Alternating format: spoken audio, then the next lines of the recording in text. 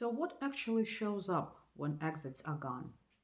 Most of us assume that once everything becomes quiet and still, we will slow down too, that peace or even bliss will follow. But instead, what hits you is intensity and unpredictability. One of the first things that sharpens is irritation, not big dramatic anger, but constant, low level friction that keeps growing. Everything feels louder. People are either too slow or too fast. Everyone feels intrusive. You start noticing how often people cough or even breathe, and things that you normally filter out suddenly become impossible to ignore. At the same time, your mind doesn't get quieter either. It gets busier. You replay conversation from the past, or you create dialogues you might have in the future. You plan things you will probably never do or would never allow yourself to do because they are just socially unacceptable. And once this loop starts, it's very hard to stop. When you leave the meditation hall, you might feel even ashamed of or slightly petrified by the person you've been in your own head. This is what happens when the usual discharge mechanisms are gone. Another thing that shows up very clearly is judgment. Judgment of others, of yourself, of the process, even of the teachers. You suddenly see how much mental energy goes into evaluating, comparing, ranking, and it's not because you became more critical. It's just because there is a nowhere for that energy to go. And the body doesn't make this easier.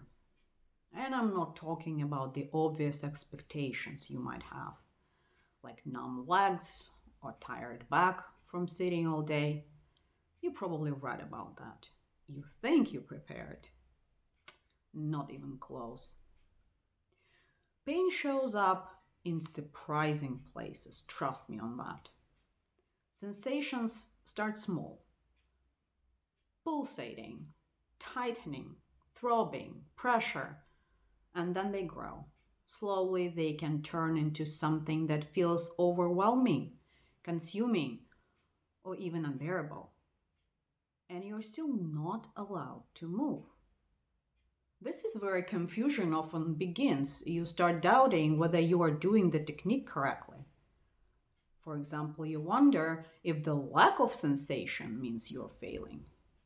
Well, that question itself is a part of the process. The answer isn't to get interesting or exciting sensation. The point is to stay even when sensations are boring, repetitive, uncomfortable, or when they don't seem to exist at all.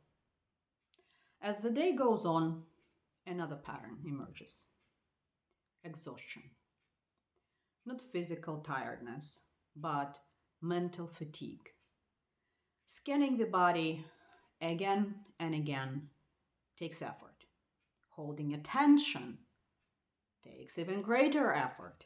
And without distraction, that effort becomes really heavy. What Vipassana exposes isn't hidden trauma or mystical insight.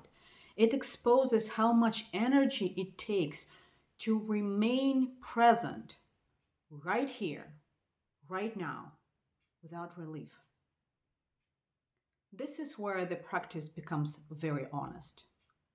You don't get rewarded for effort. You don't get relief for doing it well. You're not moving toward a peak experience. You are staying with what already there. If video 1 was about exits being removed, then this is what fills the space when they are gone. In the next video, I'll talk about what happens when the silence lifts and why that part surprised me more than the silence itself.